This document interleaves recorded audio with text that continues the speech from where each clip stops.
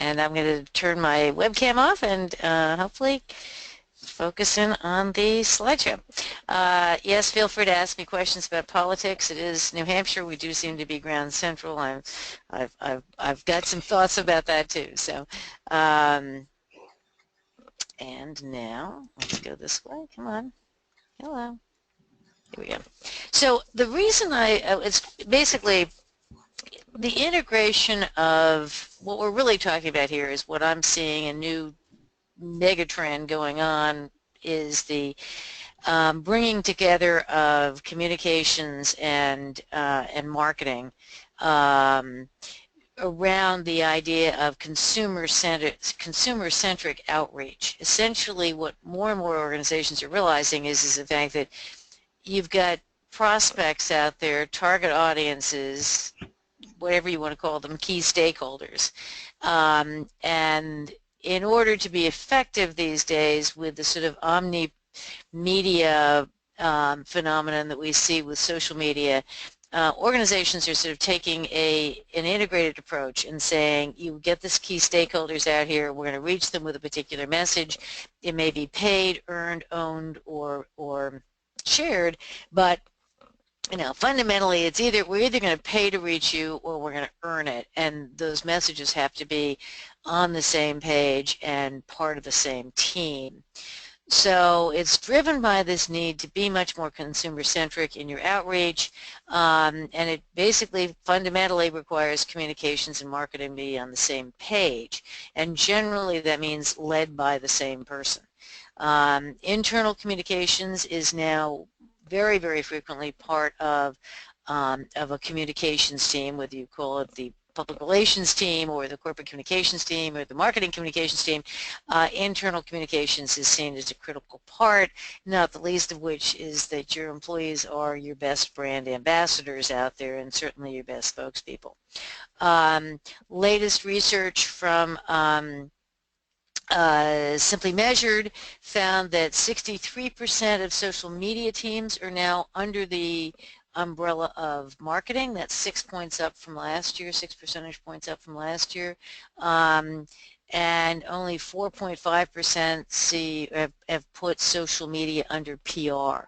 Now that may be a little bit influenced by the nature of Simply Measured database and the people that they reached out to, but the point is that it's not so much an isolated. Social media is really seen now as part of paid media. It's might be you can call it shared or owned or whatever, but you're paying somebody to manage it. You're generally frequently paying to promote a tweet. You may be paying for ads on Facebook, and essentially it's falling under that marketing realm. So in terms of these new integrated strategies, I'm going to talk a little more specifically about some of them, but basically Southwest was the first one that I saw to actually say, I want a dashboard that looks at the same time, that presents me data on a quarterly basis on our external outreach, our internal outreach, our community engagement, as well as our financial results. And they just updated theirs to automate it, to put it into a, because they were doing it all manually before. Now it's all integrated into a single dashboard using Tableau.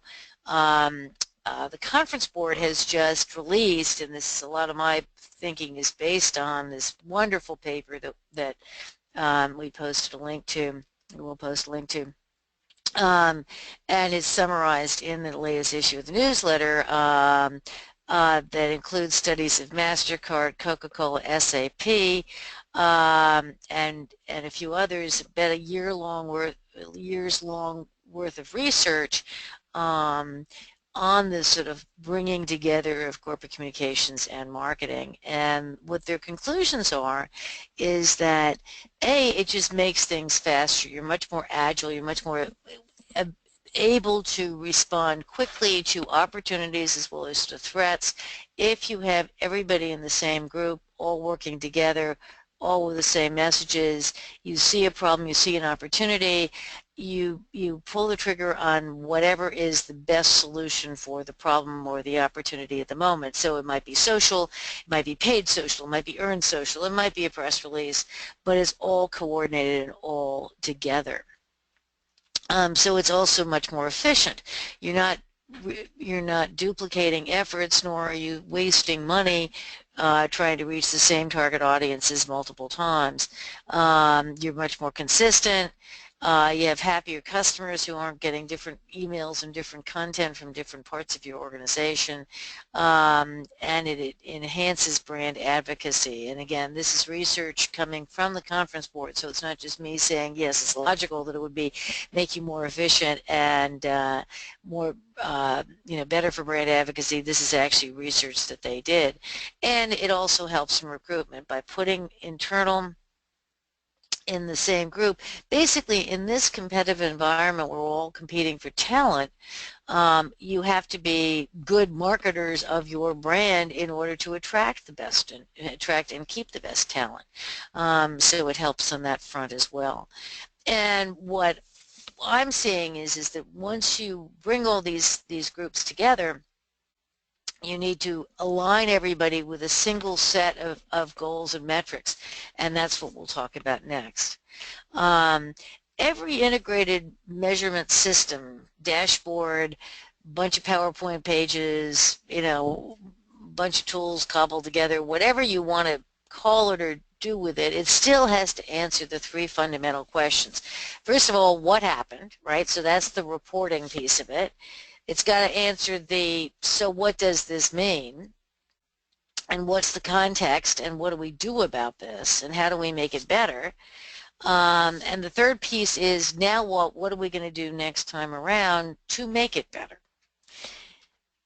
And as always, if you've been on these calls before, and even if you haven't, it all comes down to the 6 basic steps of measurement, which is you got to start out with goals. Leadership must provide you with their expectations. What is it that they expect you as a communications group to do? How do they assume you're going to help the bottom line? Those get translated into SMART objectives, and the most important piece of this is time-based, right? So you're going to translate the overall expectations into a set of SMART objectives, and then you're going to say, okay, in terms of these metrics, let's be clear about who's going to use it, what decisions are going to be made from the data, what reports need to come out of this integrated measurement system, how much drill down and detail do you need, how much time do they have to use and analyze the data, and how often do they see the data. And the point of all this stuff is that you're dealing with the users of a measurement system, and frequently they go way beyond your own department. They're going to go up the ladder to leadership and the board, perhaps. They're going to go across to other groups, especially in an integrated system where you've got some marketing people over here, some brand people over here, internal, external. All of those people are going to need different looks of the data, different slices and dices of the data, and possibly different data altogether. All of which is fine. The nice thing about measurement systems today is that they have infinite flexibility and they can pull in all kinds of different data. But you need to know the answers to these before you start going to look for one and or create one. Data sources. Here's what most of these integrated dashboards are including in their data, and this goes for agencies as well as for corporate types as well as for nonprofit types, right? So you're going to have some form of web analytics, whether that's Adobe Omniture or Web Trends or Google Analytics. The vast majority of people that I know are using web analytics because it's free. It's free and it's flexible and it's easy to design your own custom conversions and metrics out of it. Social listening drove a lot of this because all of a sudden people started to see the value of being able to analyze all of the stuff that is being said about you, all the conversations that people are saying about you, reacting to things that you're doing. But also, you know, what is the press saying about you? So integrated social traditional media news sources in a single listing and monitoring tool is, you know, that's been done, right? CyberAlert's been doing that. TrendKite and TalkWalker can do that for the most part. NetBase can do that. That's all been there. The key here is marrying all these things up with perhaps CRM data, the very least with your web analytics data, maybe product marketing data in terms of what people want or what makes people buy your product, or maybe the leads you're going into product marketing. Reputational and attitudinal data on how people perceive your brands that might be coming out of brand research or competitive analysis or market research. But this data needs to be part of your overall measurement system. And ultimately, you're going to need financial data. If you want to be able to say, you know, how much does it cost to bring in a lead via PR or social media versus something else, you're going to need to know financial data, and not just budgets, but what's the average, you know, length of time for a sale to close, or what's the average you know, cost of a project. Whatever it happens to be, you're going to need some financial data in there as well if you're going to do some kind of a cost efficiency metric. So now you've got, okay, now you understand what leadership expects. You've got the parameters of what the report needs. Now you have to define the specific metrics that you're going to use. And if you've seen the most recent, the AMEC new AMEC framework, it's very similar to this. It's basically you have to look at data from the perspective of several different or two different elements. One is, what's the goal, right? So if the goal is to reposition the company, the communications objective is to improve or change perceptions around the brand, you have activity metrics to measure the immediate day-to-day, week-to-week stuff that you do, right? So if what you're doing is crafting key messages or creating content or hoping to persuade people to say nice things about you in terms of desirable share of voice, all of those are activities that need to be measured. They probably need to be measured monthly. And the only point is you still have to measure the outcomes. You may not be able to measure the increase in perceptions of trustworthiness or increase in consideration or preference for your brand. That may only get measured once a year or twice a year.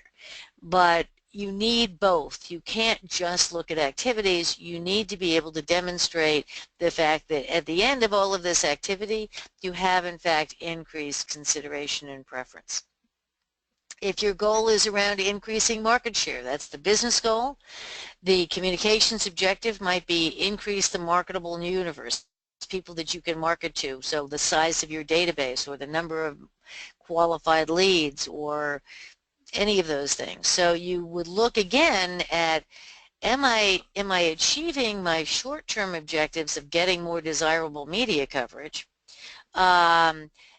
And at the same time decreasing the undesirable share of voice or increasing engagement. But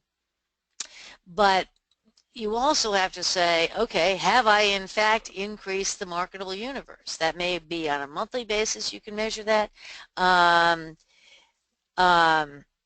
It may be, you know, on a quarterly basis, but ultimately that's the outcome you have to measure.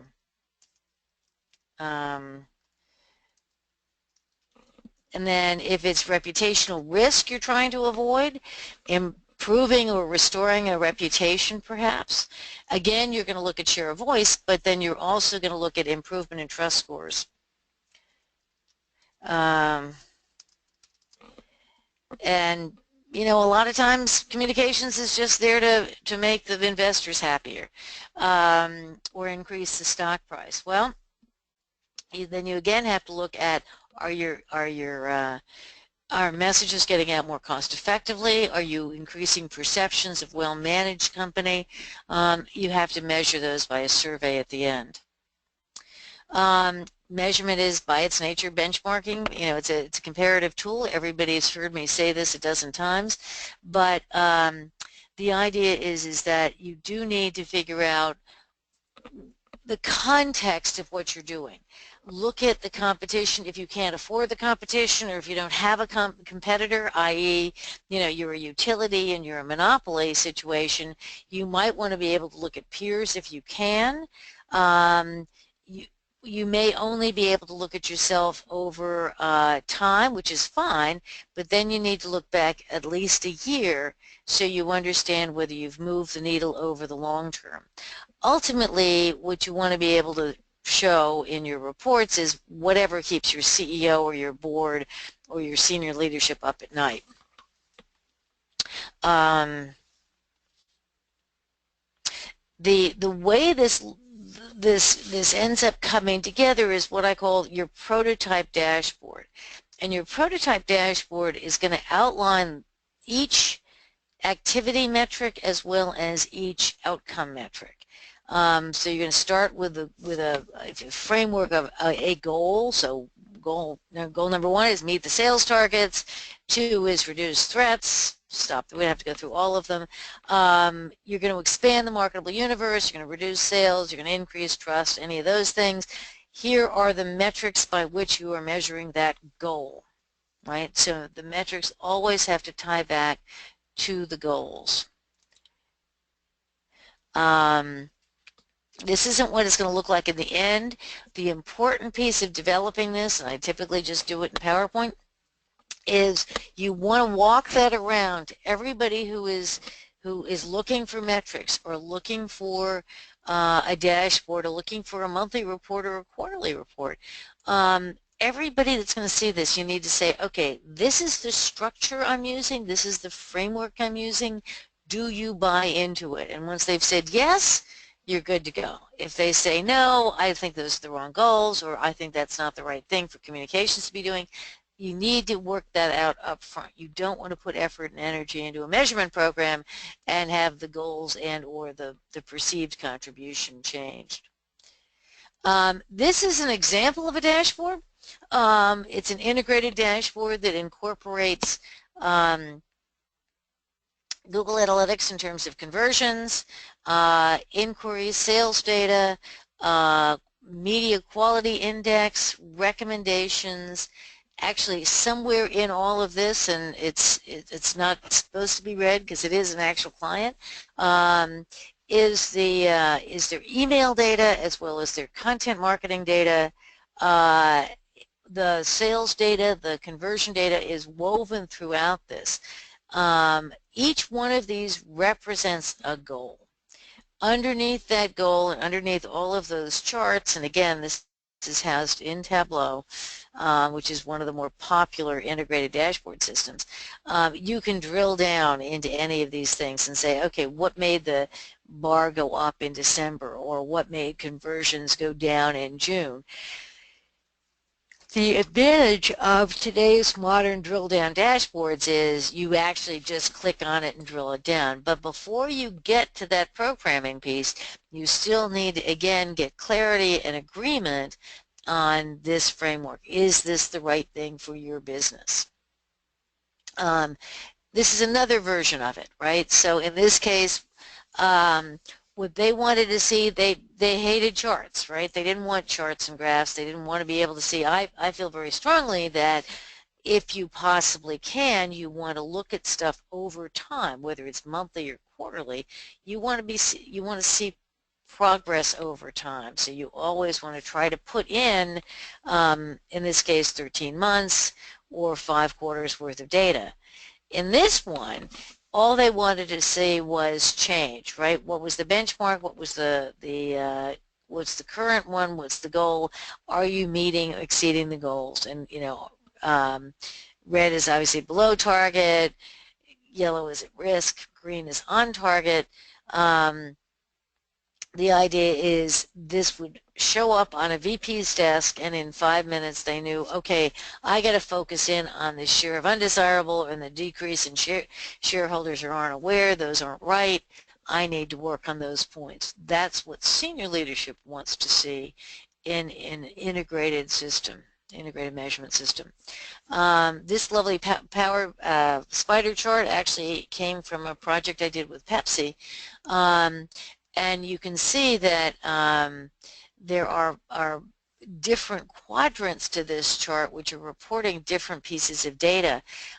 Each one of those quadrants on the side represents one of the pillars of the internal engagement department for Pepsi, and what they were doing was looking at obviously employee engagement, innovation, communications, engagement in specific channels, figuring out the extent to which they communicated key messages and all these different things. Again, I'm not saying, use a spider chart. They're complicated sometimes and hard to do. On the other hand, boards love them because it captures a lot of information in a fairly small space. So those are just the examples of what it might look like. Once the thing actually starts getting implemented, it's a lot more challenging. You got to sign off on the prototype before you start the implementation, because the expensive piece of doing this is the implementation. Make sure you have clean data. Data is, I literally just got a note from somebody saying, we can't do this, the data is so dirty. These guys have they're in the technical space, it's a nonprofit, and they don't need to see, it's an American organization, they don't need to see data from India or in Russian or in Chinese or Japanese. That's not part of the top tier media list. So we have to clean all that stuff out and make sure that all you're looking at is the stuff that really matters to your program. And check, so we're checking sentiment and automated sentiment, which is almost always wrong. So you have to go in there and fix that. The other thing is you got to make sure your dates align, right? So if you think about it, you're trying to align data from, say, Google conversions. Well, there's chances are pretty good that you're going to get some kind of activity every single day, 7 days a week. You're not going to get that in your media coverage, right? You may only get coverage, 5 days a week. So you have to make sure that in your data, January 1st is lined up with January 1st and January 6th is lined up with January 6th. There may be a gap in there, but you got to make sure that the dates are aligned to make sure that you can then drill down into the data and figure out those connections. Stuff will always be missing. I don't care how good your data is and how many times people say, oh yes, we have that data. It won't be there. In this major pharma case that I did, we came up with all kinds of wonderful metrics that everybody agreed to, and then it turns out that we just could not get the data. Product marketing or somebody else would not have it or would not release it to us. We wanted certain data quarterly, too expensive. We were lucky to get it at, every half a year. Sometimes it's even longer, and sometimes it's every 2 years, at which point it really isn't a very useful data point for this, for something that you want to be able to look at every day and find out how you're doing. And then if you've got a deadline to deliver this thing November 1st, you really need to start 4 months ahead of time, because there always will be fixes and edits at the end. And even after you deliver this, even after you've delivered your first report, there will still be fixes and edits as people look at it with fresh eyes and decide that something's right or something's wrong.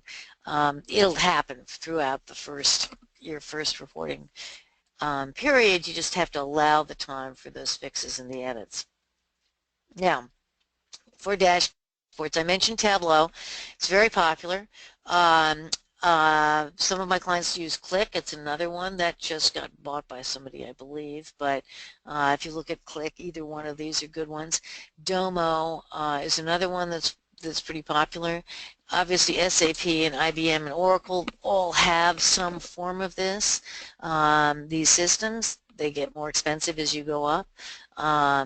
Many of you probably have IT departments that have already looked into this stuff. Go talk to them. from measuring the complete communications platform, my favorite is CyberAlert because it can take any kind of data you've got. It grabs and collects already all the social and traditional media data, but if you're using Sugar for your CRM system, or if you're looking at a particular custom index, or if you're looking for conversions in Google that you've set up. All of that kind of data can easily be brought into it. To a certain extent, Prime Research does the same thing. I just talked to IQ Media and TalkWalker. IQ Media can bring in all kinds of other stuff. TalkWalker cannot yet, but they're working on it. So that is it for the formal part of this. There's our contact information, and let's open it up to questions. Do we have any questions? Okay, Katie, I guess I'll start with the question that was submitted to me. Great. And I think you'll like it. The question is, how can you use media analysis metrics to assess the changes in the current elections campaign? Well, it's a very interesting question, and I actually refer back to Mike, refresh my name, the guy from the summit last week. So it's a very interesting question, and there's some very interesting technology that is currently being used. You can obviously track the political discussion. There's so much of it you would need some kind of automated sentiment analysis machine to do, and basically what's happening is people are out there, they're looking at this stuff, it's being coded for negative and positive. It's probably about 35% accurate because it doesn't take into account sarcasm and irony.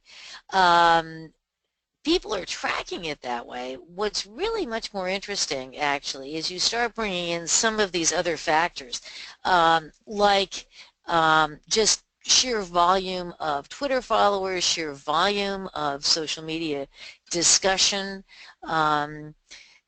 People are using word clouds on this to figure out what the primary topics of conversations are this year.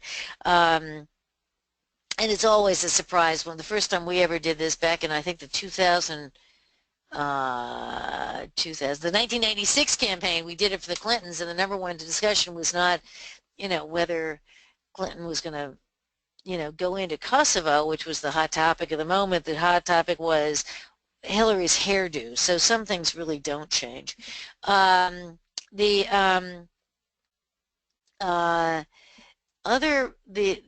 But really what you're looking for here is, to put it into the context of what we're talking about here, the ultimate goal is electoral votes, right? In the primaries, it was delegates.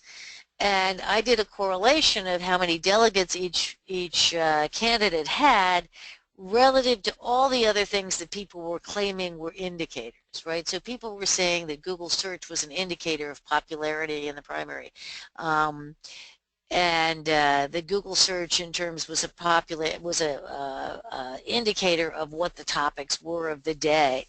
Actually, it was not a good indicator. It may have been a good indicator of how much interest there was. Like Google search did show there was a lot of interest in certain people, but it did not correlate at all to delegates, to won delegates.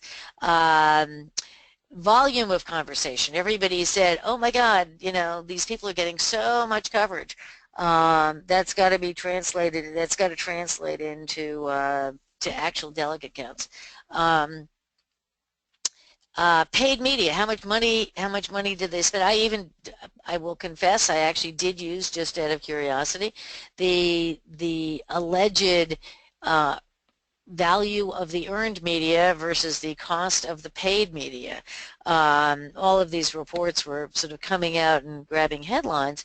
What I found was the only thing that actually correlated was the number of Twitter followers, because the person who had the most Twitter followers tended to get more media coverage. media coverage was relatively balanced because reporters, if they mentioned, well, now if they mention Trump, they got to mention Hillary. Back then, it was they were tended to mention, if they mentioned Bernie Sanders, they also mentioned Hillary. So volume of coverage, volume of conversation didn't do it. But what was interesting was the number of Twitter followers actually was a fairly good predictor of the number of delegates won. And I'm guessing that's just because they were able to reach out to more people more directly. I don't have the data as to why that is. All I know was the fact that when we did look at the data and did all those correlations to all those different factors, it was the number of Twitter followers, which is number one. This other thing I was going to say was this new technology um, looks at the uh, intensity of conversation, right? So if me, Queen of Metrics, you can look backwards in time and say I typically post maybe 3 times a week. And, typically my conversations are neutral. If this algorithm can go in there and track whether A, the frequency of posting has gotten more frequent, B, the nature of the conversation has changed, that can be boiled down into kind of an index score, if you will. And this guy has taken that, refined those elements into a fairly valid algorithm that looks at social media over time and can figure out when the nature of the conversation changed, which indicates your mind is made up, right? So it's stance, they call it stance shifting.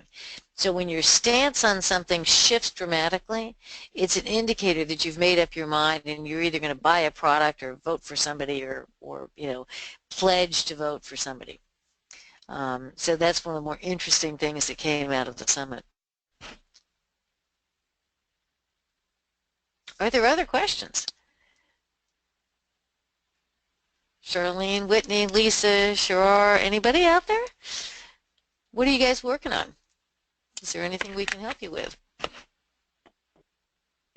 I really don't have any questions, but this was great to listen to. I work in travel and tourism, and that measurement sometimes is very hard to quantify. Actually, we don't. Yeah. Actually, it's the key there, and I've written about this a lot. And it's funny, I was just talking to somebody, well, there was somebody at the summit or the camp or something else, and I was just talking to somebody last week about this.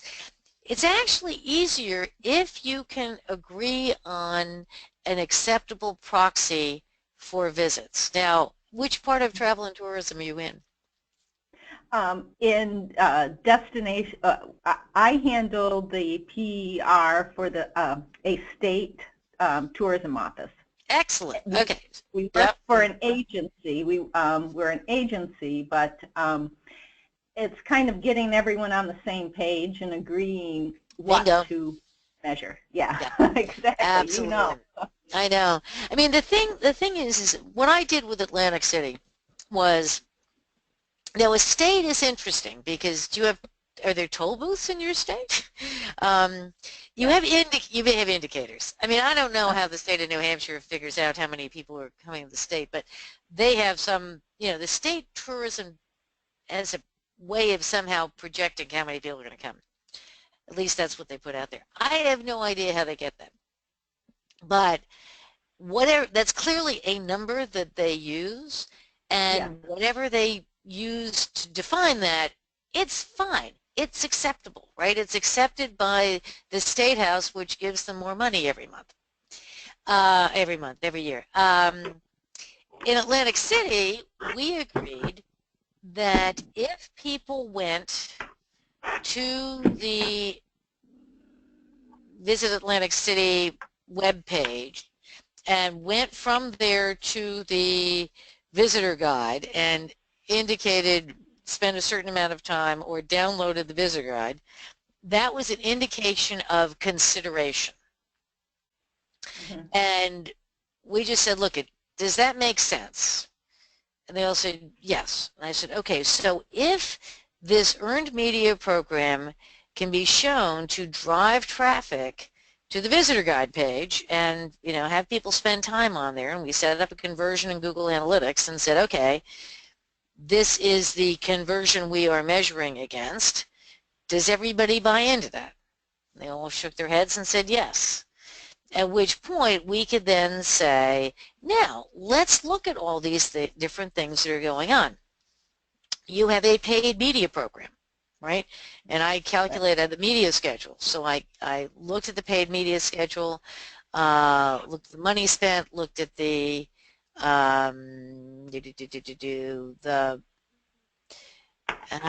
whatever they were using for calculations. I don't know whether it was impressions or whatever. But anyway, I took the media schedule.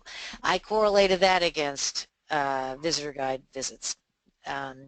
I took the social media. I took the traditional media, correlated all of it against the visitor guide data, and found that the single thing that correlated the highest was their media quality score. And what we had done is we worked out with them this media quality score that was based on what they believed drove or influenced people to visit Atlantic City, New Jersey, which was desirable photographs, i.e. of people having fun on the beach, or, and again, because this was a program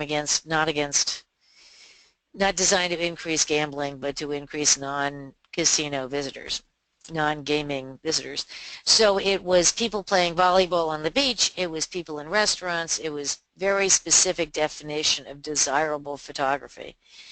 So desirable photograph, key message, specific event mentioned. So if it was sand sculpting contest or wine or art or whatever, that counted. They got certain points, and I can actually, probably the nicest thing I can do is actually somehow pull up for you that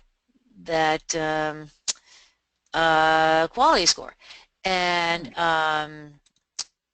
that became a very, very powerful indicator, very high correlation between that, and they tracked that monthly, and it was on a scale of -10 to +10. And if that score went up, they got more people to the visitor page. And if that score went down, they got fewer people to the visitor page. And so that became an acceptable measure very quickly, that everybody said, oh, how does our media quality score do this month? Oh, it's up, good, everybody's happy. Or it's down, why is that? Well, it's down because, you know, Trump closed another casino, or whatever it happened to be that that that time. Now I'm going to find for you. I'm trying to think about where it is. I'll find you the actual score in a second.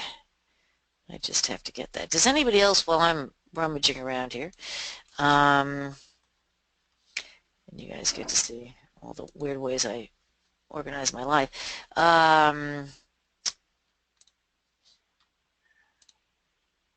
And this was what we presented to DMIA. Where is it? It's not there.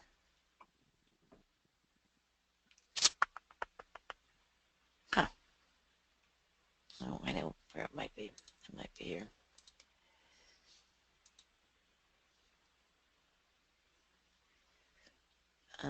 Actually, I can probably just show it to you on this, but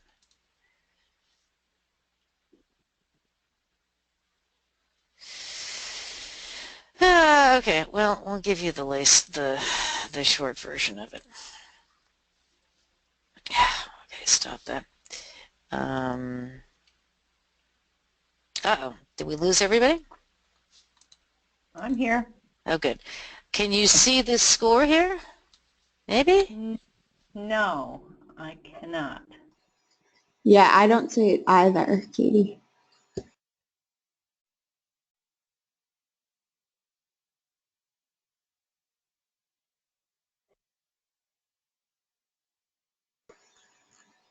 Hmm.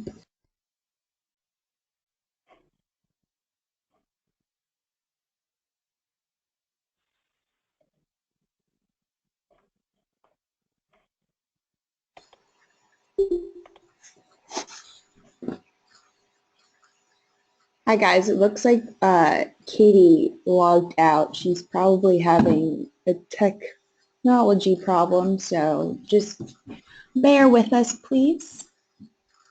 In the meantime, I guess while we wait for Katie, I just wanted to ask you guys, are there any topics that you guys would like to read about that you haven't read about in the Measurement Advisor?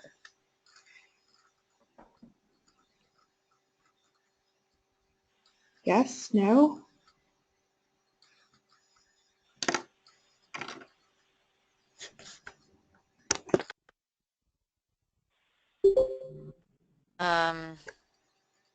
Erin, you may have to make me the presenter again. Okay, will do.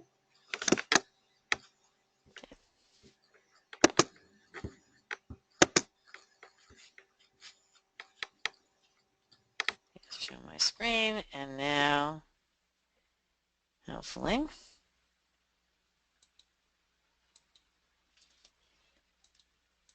Come on. Hello. There we go.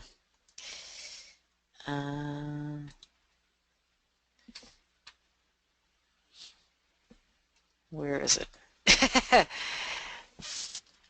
Screen share is now paused. Okay, hang on. There we go. That should... Can you see that? Does it say components of an OCS score? No. No. No. Okay.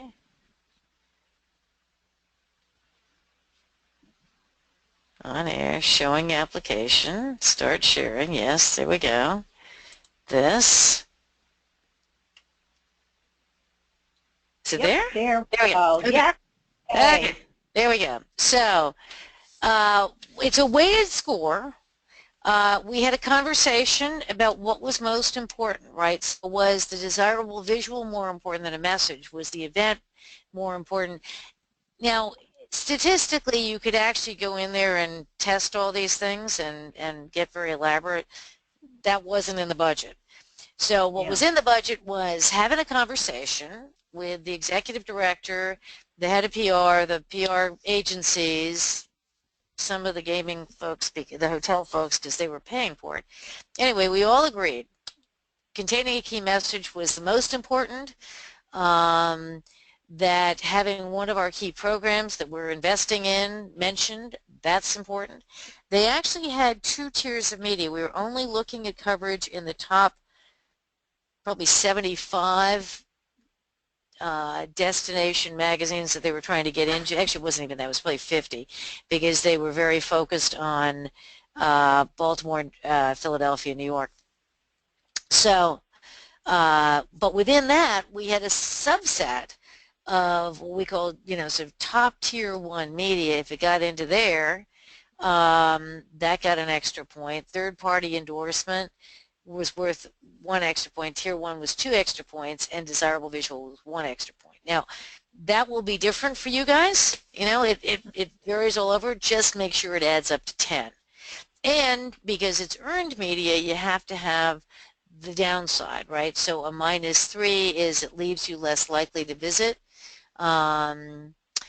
Contains a negative message was also, negative sentiment, leaves you less likely to visit, which is the negative sentiment. That was a -2. Contains a negative message, -3. But you notice, see on the bottom where it says contains an undesirable visual, that got more points, more negative points than the desirable visual, because this was right after Hurricane Sandy, and the perception was that Hurricane Sandy had wiped out the Atlantic City boardwalk, which it had not. So they were working terribly hard to make sure that undesirable visual, that any undesirable visuals, including, wrecked boardwalks, didn't show up.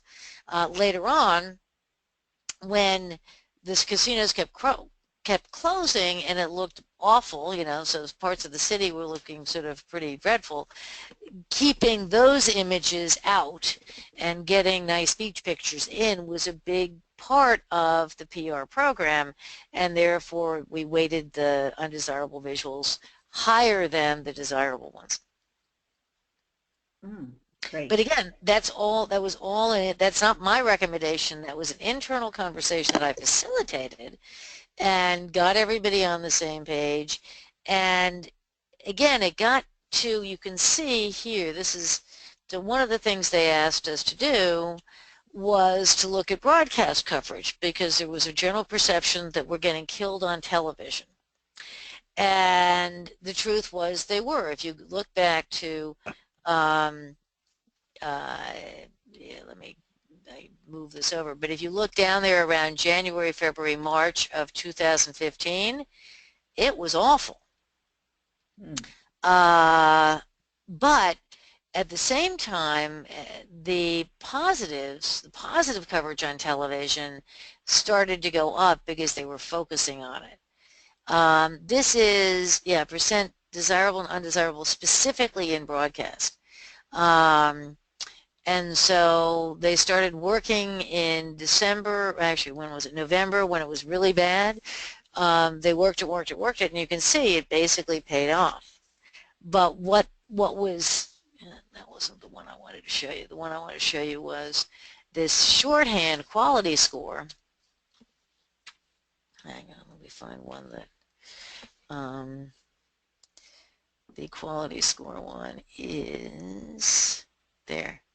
So the quality score became kind of shorthand, and you can see that, so we were looking both at mentions that of the marketing arm, which is Atlantic City Alliance.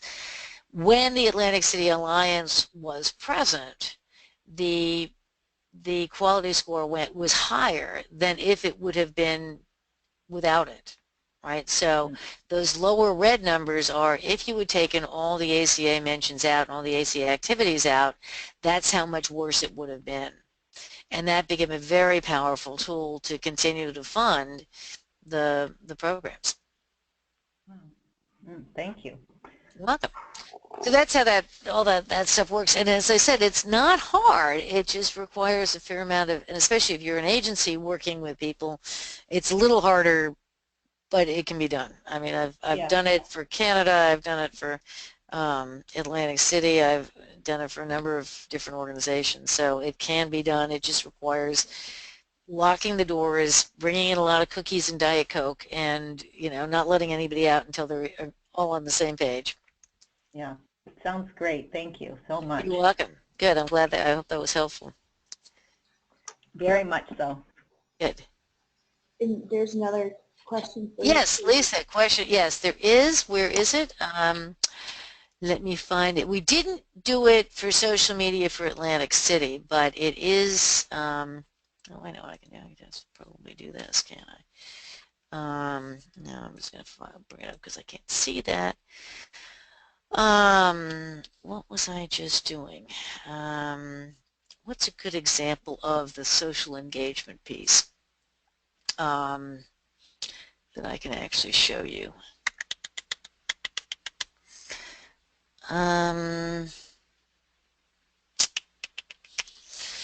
Well, I think it's, let's see if it's here.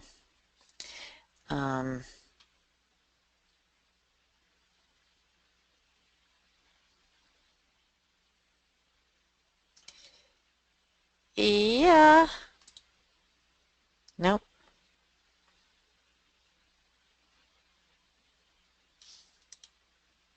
Okay, so this is a, can you see this? Maybe?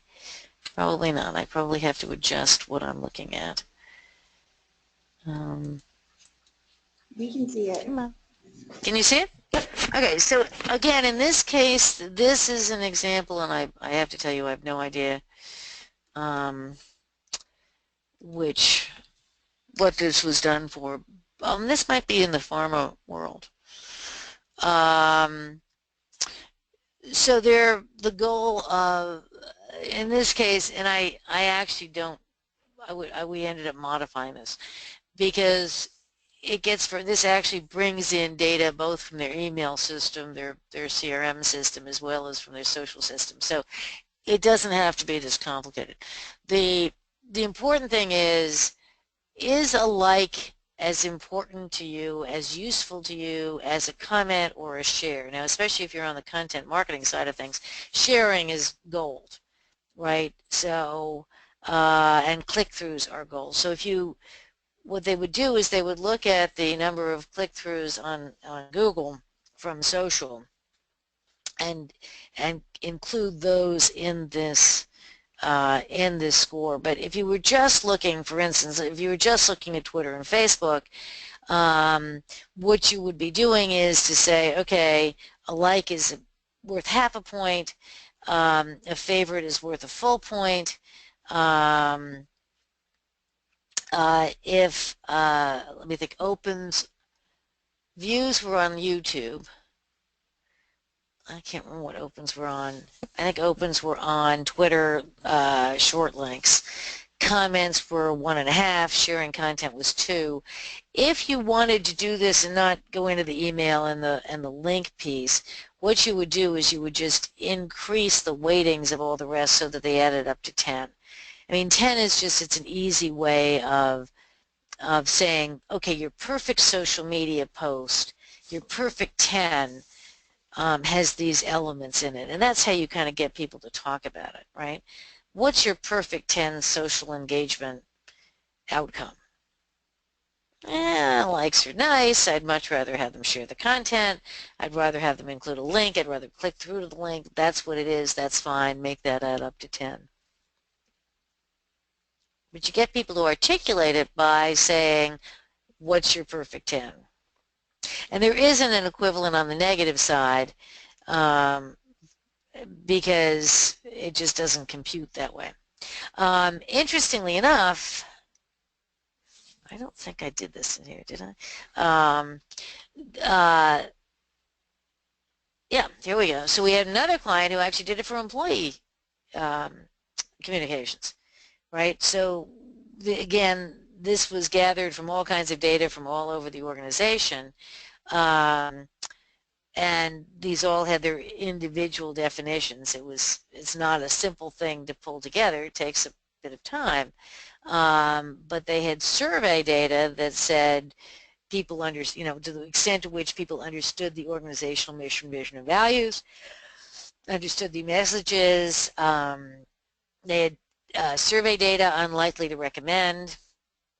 They had actual data on likely to invest discretionary time. I think that was a count of how many people showed up at community events and other events, meetings, and stuff like that. So that's, again, this was customized around what they felt their priorities should be. So you can do it and the point of creating these indices is really just, it's shorthand. Jeff Garasino at Atlantic City called me and he said, we just got the program extended for another year because of your metrics. And, they got it. They understood. We told them about the quality score. We showed them the sentiment. Clearly things were on the rise. They kept us going for another year. So it's easy to define. It's easy to explain. So I say you always have to be able to explain your metrics in a very short elevator speech, like from floor 1 to floor 2. You can't assume that you got 10 floors to go.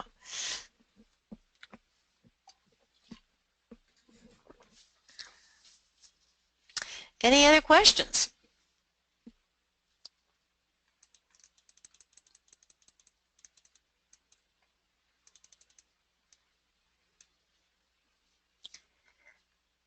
In that case, I will turn it back over to Erin. And all right, guys, if you have no more questions, we will call it a day. Be sure to check your email tomorrow for a copy of Katie's slide deck and where you can find the recording of today's chat. And as always, if there's anything that Katie or I can help you with, just shoot us an email. We would love to hear from you. And better yet, I hope you have a fantastic rest of your day. Thank you, guys. thank you, everybody, for being here. Thanks so much. Thank you. Thank you.